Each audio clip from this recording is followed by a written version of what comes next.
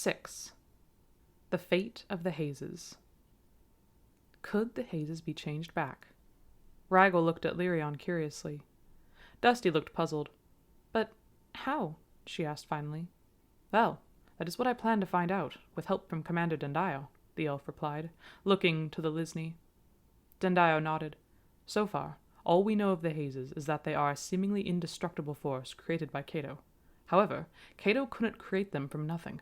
He has apparently either bribed or tricked many men into serving him. Then he turns them into Hazes with his spell. Like what he tried to do to me, Rigel said slowly, with a shiver of fear.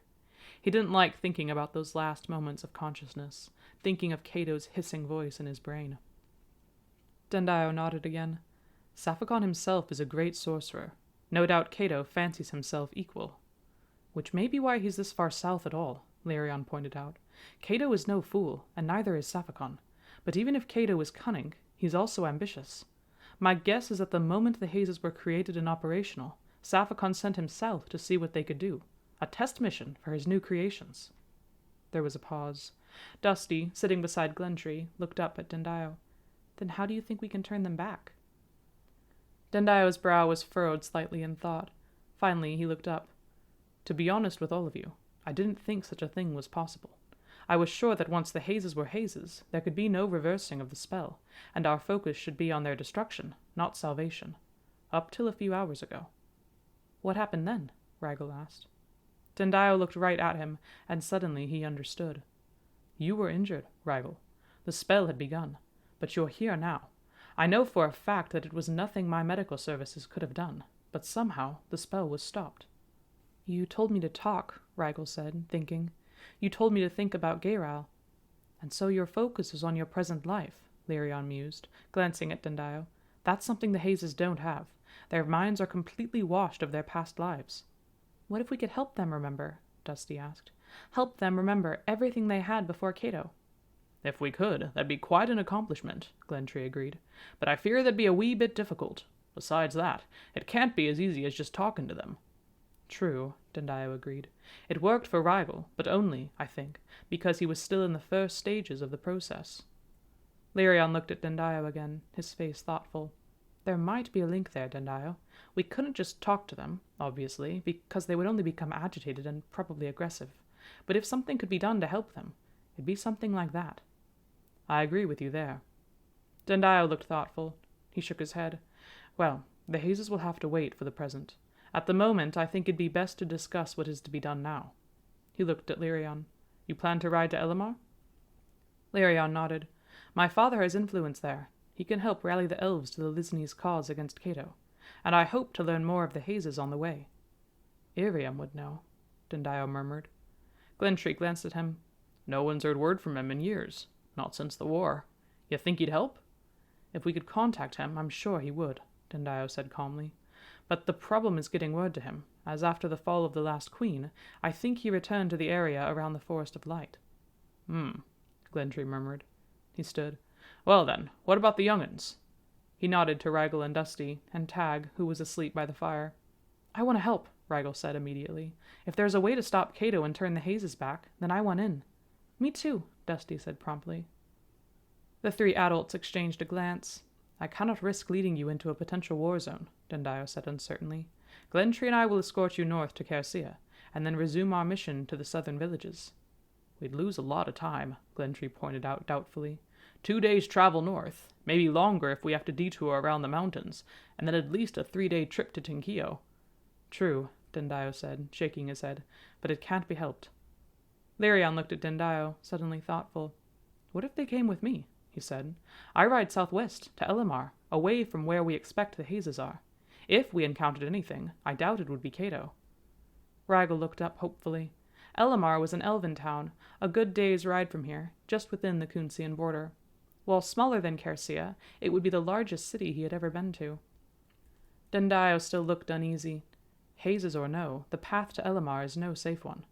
Neither is Kersia, Lyrion pointed out, arching an eyebrow. He looked at Rigel and Dusty. I'll keep them safe. They can stay with my family when we reach Elamar, at least until it's safe for them to go north and home. We won't get in the way, Rigel said, looking hopefully at Dendio. Dusty and I can both hunt and fish pretty well. We can help.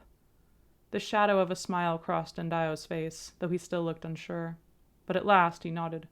"Very well, then. Take them to Elamar, Lyrion.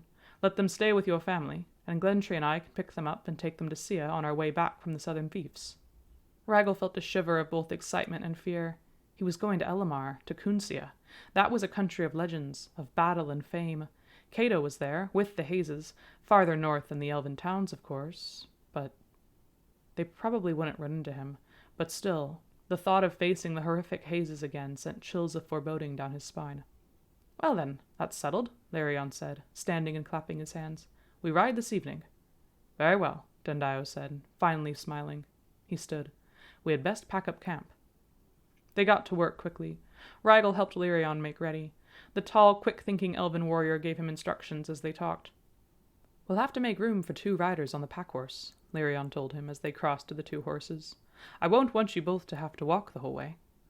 "How far is it to Elamar?" Rygel asked curiously, as they moved the packs from the back of the horse. Lyrion thought for a moment. "Not too far. 2 good days of travel will get us there." "And what if there are Hazes?" "I doubt there will be. Although—" He paused, studying Rygel carefully. Then he shook his head briskly. "Well, if we run into them, we can outrun them, at least, just as you and Dendayo did yesterday." Rygel repacked one of the bags and attempted to lift it back to its place behind the saddle. It was heavier than he'd thought, and the movement sent a jolt of pain into his shoulder. He lowered it again. "Need help?" Lyrion asked kindly.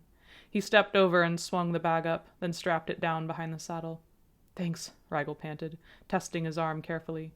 It still ached, which wasn't surprising, but nothing like the searing pain from before. "How does it feel?"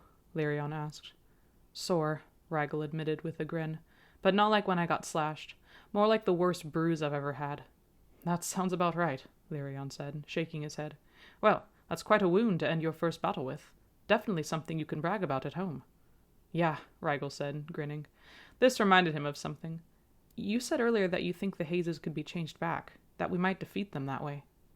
Lyrion nodded, and Rygel continued. "I thought Cato's spell was permanent. When Dendayo told us about them last night, it didn't sound like there was even a possibility of undoing the spell."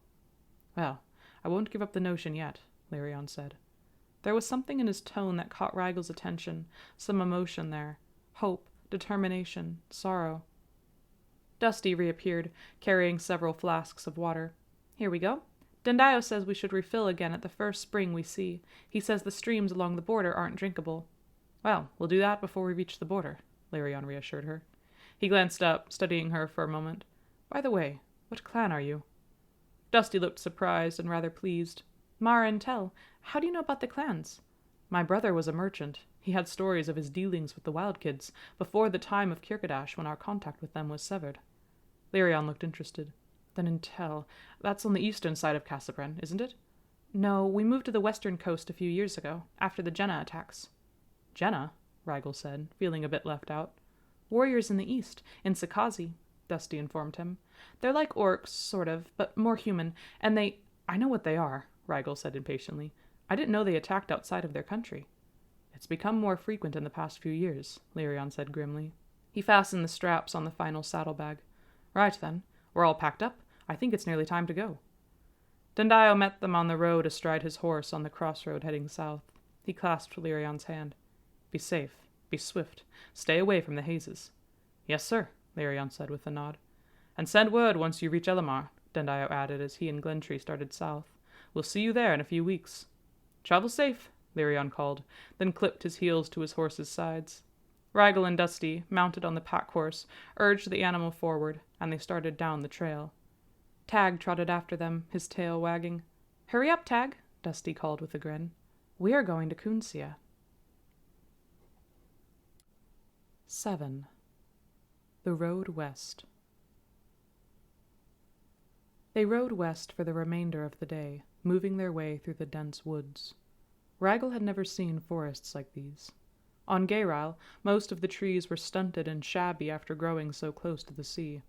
Out here, the trees grew taller than the tallest building he'd ever seen, some wider around than he would have been able to reach around if he'd tried. It was getting increasingly difficult to see which direction they were headed. The forest formed an impenetrable labyrinth around them. Lyrion rode confidently ahead. The elf looked right at home. Are we getting close to Kunsia? Ragel called to him finally. Behind him, Dusty was nodding off. Night was falling. Lyrion reined in, glanced at them, and then smiled. We're nearing the border. Another few hours of riding will do it, but I think it can wait until morning. Ragel's heart lifted, and he nudged Dusty. Wake up. We're setting up camp. I'm not asleep, Dusty mumbled, sliding off the horse and moving to check on Tag. The young wolfhound looked worn out, but he wagged his tail as Dusty stroked his fur. Unload the packs, Lyrion instructed. You can leave a few of them tied on. It'll save us time tomorrow when we pack up again. Just loosen the straps to give the horses a break. Ragel did as instructed and removed the pack that contained food and water. Lyrion handed him and Dusty their bedrolls, which they spread out on the ground. How's your arm? Lyrion asked as he collected tinder for a fire. Ragel stretched his shoulder experimentally. Better. It's not as sore now. Well, it will be, Lyrion said with a wry smile. Let me know how it is in the morning. There's a numbing balm in the packs that will help ease some of the pain. Ragel nodded, hesitating a moment. He wasn't sure he wanted the next question answered, but he felt like he had to know. Lyrion, how was Dendio able to stop me from turning into a haze? A brief pause. Dusty looked up, glancing from Ragel to Lyrion, with the same uncertain curiosity as Ragel felt. Lyrion seemed to be thinking through his reply. Well, I'll admit I'm not entirely sure. I've seen what the haze's spell can do, Ragel, and I think you may be one of the first, if not the only, person to survive its effects. Really? This startled him. He knew it was a surprising thing that he had survived, but he didn't know it was that rare for someone to do so. Lyrion nodded slowly, looking thoughtful. In answer to your question, I know part of it was that Dendio was able to get you warm quickly, which was important, and he kept your mind from slipping away. Did he tell you to start thinking about a specific thing? Yeah, Ragel said slowly, remembering. It hadn't made sense then, but now he understood. Dusty glanced between the two of them, still looking confused. But Lyrion, if Ragel's the only person who survived the haze's effects, then how'd Dendio know about that? How did he know how to help? Dendio and Glentree, as well as myself, have been studying the hazes in Cato for quite some time, Lyrion told her. It wasn't guaranteed to work, and I know that another aspect of it was that Ragel's wound, though painful, was not severe. A larger wound would have ensured another warrior in Cato's army. Ragel swallowed hard, suddenly chilled by the aspect of how close he'd come. So, what about the other hazes? The other hazes are not like you were. You were on the brink. They've already jumped. Their minds are fully polluted by Cato's spell, and it will take more than a fire's warmth and a discussion of their past to free them. Lyrion set a few more limbs on the fire, then settled down, leaning back against a tree. However impossible it seems, though, know that I am determined to find the solution. The same emotion Ragel had noticed earlier crossed the elf's face as he said that. Sadness, grief, mingled with determination. He wondered what it meant, but he decided not to bring it up. Lyrion straightened. No more questions about the hazes for now. Let's talk of other things. Well, I was wondering something, Dusty said, her brow wrinkled slightly. It's about Dendio. Back in the glade, when the hazes came, he shot fire from his hands at them. It wasn't fire. It looked like red lightning, Ragel told her. He looked at Lyrion. He did it in the battle against the hazes. It was the only thing that pushed them back. Well, that's not sorcery or anything like that, Lyrion told them with a slight smile. That is the natural power, the natural essence of a Lisni. It is as essential to them as the blood in their veins, and with skill they can master its power and wield it in battle. Ragel was startled. You mean that's normal? They can just do that? Normal for the Lisnis and for several other species on Orlell, Lyrion said. He thought a moment, trying to decide how to explain it. Every living thing in Orlell has an essence given by the highlight, Ragel, the very life inside you. That essence manifests itself differently depending on your species. There are 3 categories, the Cantrians, the Phyrocreans, and the Netrocreans. Cantrians are the most common. Their essence cannot be fired, and remains inside of us, beings like humans and elves. He paused, then continued. The Phyrocreans are light wielders, the star people, Lisnis, even some dragons. Their power may show itself as fire or lightning. For the Lisnis, as you saw earlier, they are filled with power that manifests as red, lightning-like flames. Unlike other beings, Lisnis only have so much essence that they can fire at once. It's vital to them. You mean they could die if they use too much, Ragel realized. Yes, although it rarely happens, Lyrion said. He leaned back against the tree, staring up at the stars. Dusty spoke, her voice soft. "And the Netrocreans?" she asked, searching for the word. "Are they like hazes?" Lyrion shook his head. "The hazes are artificial beings, and unless the original being was a Phyrecrian or the like, then the hazes have no power to fire." Ragel remembered the smaller haze, which had countered Dendio's blast with fire, and understood what he meant. Lyrion hesitated. "The Netrocreans are something else entirely." He hesitated again, but they both wanted an answer, and so he continued. "When the Highlight made all things, he intended the Netrocreans to be keepers of peace, with great power. But they rebelled against him and disappeared, exiled, becoming creatures of ice and darkness. There are very few known Netrocreans in Orlell. Most of them have been stopped by the Lisneys long ago. Fire is deadly to them, and they fear it, which is how many of them were stopped before. There are a few still, some allies even, but we know very little of them." The atmosphere had grown chill again. Lyrion finally straightened abruptly. "All this talk about hazes and Netrocreans, and neither of you will sleep a wink. Get to sleep, both of you. I'll take the first watch." Ragel settled down on his mat, his thoughts full of other beings, other species, until he finally drifted off. The hissing voice of Cato echoed weakly in his half-conscious mind, clawing at his thoughts, still relentlessly pursuing his waking mind. 8. The Watcher in the Shadows. Morning dawned gray and cloudy. Early winter frost covered the ground, and Ragel woke shivering. The fire, though still smoldering, had burned down, and sometime in the night he'd rolled away from it. He scooted closer to the embers. "It appears we may have to detour," Lyrion told them over breakfast. Ragel looked at him, startled. "What? Why?" Lyrion pointed west. "The border is about a 6-hour ride that direction, as I said last night. I scouted that way a little earlier this morning. No hazes, thankfully, but the trail leading there practically reeks of orc. No doubt they've joined with Cato, too." "Orcs?" Dusty repeated, sounding surprised. "I thought they were neutral." "They're mercenaries, most of them. They'll stay neutral until someone offers them enough pay to fight." Lyrion looked frustrated. "We're going to have to go north, around them, and take another road past the border and to Elamar." "But aren't the hazes in the north?" Ragel asked worriedly. "I doubt it. By this point the hazes have either pursued Dendio and Glentree south or rejoined Cato near Kersia. I don't expect them to be lingering around," Lyrion said. He shook his head. "Well, either way, we can't stay here for long. Finish eating, then let's pack up and get going." It was frustrating to head in a different direction than they needed to go, but Ragel knew they had to avoid the orcs along the road. Lyrion was a skilled warrior, but he wouldn't be able to take on an entire army of orcs alone. They left the western road and took a new path, this one curving gradually north. The horses plodded along purposefully, their hooves crunching on the frosty gravel. "Do you suppose Dendio and Glentree made it south?" Dusty asked presently, her eyes scanning the wooded terrain. "Probably," Ragel guessed. "I don't know how far the southern fiefs are from here, though, so I don't know how long it'd take them."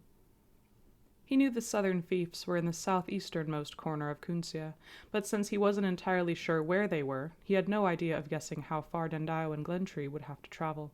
He hoped they'd get there safely, although, he realized, the danger would probably lie in coming back, when they had to pass through the area with the hazes. He shook the thought away. They stopped for a brief rest around noon. Lyrion passed around bread and water. "We've made good time," he announced, looking satisfied. "I believe we can take the next road west, and resume our original course." "What about the orcs?" Ragel asked. "I've seen no sign of them coming this way," Lyrion said. "Maybe the ones back there were just traveling through," Dusty suggested. "Maybe they weren't with Cato at all." "Maybe," Lyrion mused, "but I'm not sure. We'll have to see." They mounted back up and continued riding. While the detour had been brief, it had still cost them time, and by evening they were still only a little closer to the border. All that for maybe nothing at all, Ragel couldn't help grumbling. Lyrion heard him and smiled slightly. "Better safe than sorry. At any rate, there's no harm done. We'll camp here again and move toward the border tomorrow." They settled down for the night. Ragel was tired, but he quickly volunteered for first watch. "You stayed up all of last night," he told Lyrion. "Dusty and I could take watch tonight." "Well, all right," Lyrion relented, smiling his thanks. He lay down beside the fire and was soon asleep. Ragel sat on a log, his back to the fire, staring out into the shadowed wood. The strange creaks and groans of the tree branches and the rustling of small animals moving through the bracken didn't startle him like they had when he'd first come here. He thought for a moment, realizing in surprise that it had only been 4 days since he had been swept here. It felt like longer. He wondered how Norin fared, if he had searched for him, if he had given up. No, Norin wouldn't give up, Rigel was sure of it. But eventually he would realize that Rigel was no longer gripped by the current. Or would he? What if Norin just kept sailing, searching for him? Rigel wished there was some way to get word to him. "I'm here, Norin," he whispered, staring into the darkness. His mind strayed back to his last conversation with Norin, about the sorcerer Saphicon, about him trying to take over Gayrile, and about the Guardians forced into hiding. Yet Norin had withheld quite a bit of information from him about Saphicon. Rigel was sure of that. But why? What could be so secret that even he couldn't know? He wasn't sure, and his tired mind could only focus on one thing right now, and that was keeping awake while on watch. After 2 hours, he got up and roused Dusty, who took over for him. He settled down by the fire and was soon asleep, thoughts of Gayrile filling his mind. 2 people were talking in his head, one sounding far away, the other surprisingly close, hissing in his brain. "Wake, wake, embrace the spell and become the monster you fear."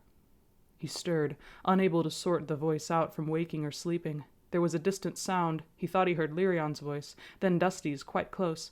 "Rigel, wake up!" "Join us. You will be great, powerful." Rigel jolted awake, pain flaring in his shoulder as he did so. Cato's hissing voice vanished. Tag was barking. Dusty crouched above him, shaking him. The look on her face confirmed the worst. "What's wrong? Is it the—" Something crashed through the trees off to his right. He turned his head, his blood chilling as he saw the shadowy, blurred shapes. "Hazes!" Dusty screamed. Rigel sprang upright, pulling Dusty behind him. Fear was pumping through him. There were 3 hazes, all wielding weapons. They moved with a frightening speed, and their half-visible forms made them seem to vanish and reappear at different places. "Get the horses!" came Lyrion's voice. The elf was crouched in the bracken, an arrow knocked to his bowstring, eyes scanning the woods. Rigel stumbled towards the horses, who were whinnying in fear and stamping the ground. Tag was growling, hackles up, but had huddled back by the horses. The hissing voice of Cato and the dull ache in his shoulder made Rigel sway for an instant, fear gripping him as he faced the hazes again. Then reason returned, and he turned to Dusty. "Let's go! Hurry! As soon as we're mounted, we'll get Lyrion." Dusty nodded and moved to the fire, grabbing the pack containing the food and water, and the second pack, which contained the maps. Rigel pulled a flaming branch from the fire and moved toward the hazes, brandishing it. "Get back!" he shouted, moving to Lyrion's side. The hazes hesitated at the sight of the fire, but they seemed to realize at the same time that Dendio was not here. They moved forward again. Lyrion fired an arrow into the closest warrior's face, making it stagger back. The second haze went at Rigel, who swung the burning branch straight through its ghostly form. The warrior stumbled, the swirling oblivion of its torso blurring for an instant, but then the wound faded and it straightened. Rigel threw the branch at it, then ran towards Dusty as Lyrion drew the haze's attention back. The elf fired a second arrow, which buried itself in the haze's chest. Rigel moved to Dusty, who was climbing into the saddle. "Get up," he murmured, his legs actually shaking with fear. "Hurry!"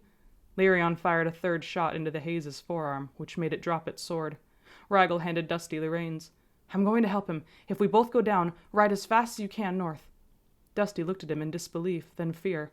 "No, I won't just—" One of the hazes wrenched a bough from the nearest tree, then flung it at the elf. It hit Lyrion hard across the shoulder blades, sending him sprawling, his bow falling from his grasp.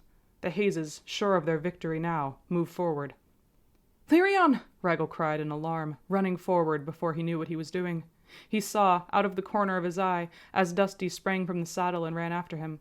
Rigel lifted the haze's dropped sword, swinging it at them, making them turn away from Lyrion and advance on him. A stone struck the haze in the face. Dusty stooped beside the fire, holding another stone at the ready. "Back!" Rigel shouted at them. But this time, the hazes barely responded to his voice. The nearest warrior gripped the blade of the sword in both hands and wrenched it from Rigel's grasp. Its face was frozen in a triumphant grin as it moved forward. They were trapped. Lyrion was semi-conscious on the far side of the glade. Rigel saw him trying to reach his bow. He could feel nothing beyond cold, paralyzing fear. Dusty screamed in terror as the haze reached for her. And that was when a ray of dark blue eyes struck the lead haze in the chest, making it stagger back.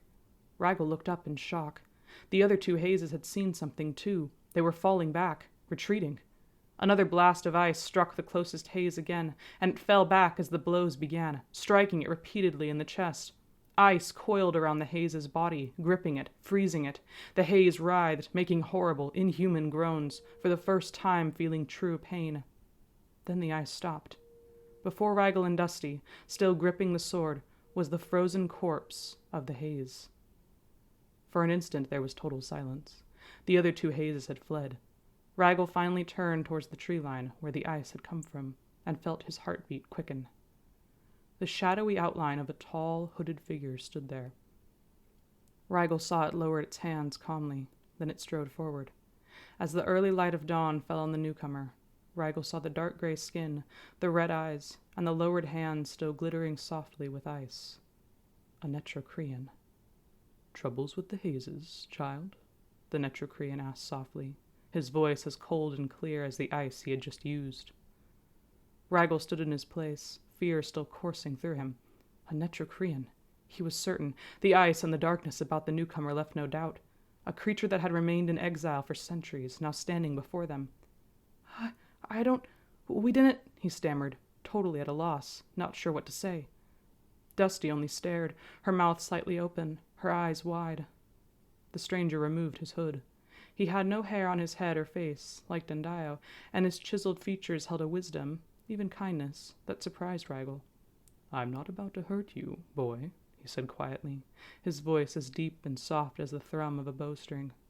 "If you are an enemy of the hazes, then I am on your side." "You're a Netrocrean," Dusty said slowly, before Rigel could stop her. The red eyes twinkled slightly. "I am. But as I said before, I am on your side. My name is Irium,